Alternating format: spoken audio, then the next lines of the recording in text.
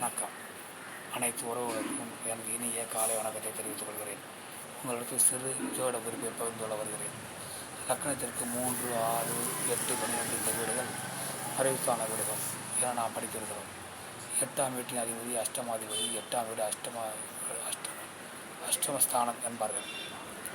அந்த வீடு அசிங்கத்தை கொடுக்கும், அவமானத்தை கொடுக்கும், விபத்தை கொடுக்கும், கண்டத்தை கொடுக்கும், தலைமறைவை கொடுக்கும், தலை உணவை கொடுக்கும் என்றெல்லாம் நாம் படித்திருக்கிறோம்.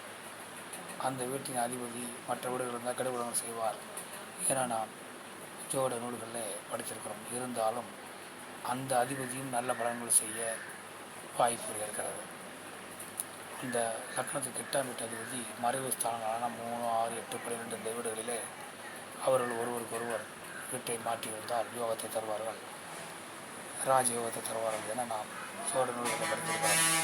அந்த அடிப்படையில் 8ஆம் வீட்டு அதிபதி 6ஆம் வீட்டில் இருந்தாலும் 12ஆம் வீட்டில் இருந்தாலும் 3ஆம் வீட்டில் இருந்தாலும் அவர் நல்ல பலன்களை அவர் தசா காலத்தில் கொடுப்பார்.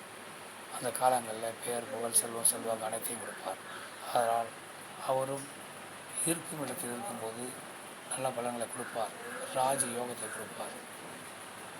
ராஜயோகம் என்பது நிரந்தரமான வருமானம். அவர் லாபத்தை கொடுப்பாரை உடைய விபரீத ராஜயோகம் என்பது கொடுப்பார்கள், பிறகு அவர்கள் பிடுங்கிக் கொள்வார்கள் என்று சொல்வார்கள்.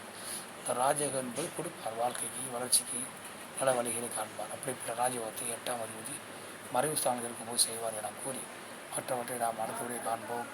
நன்றி, வணக்கம்.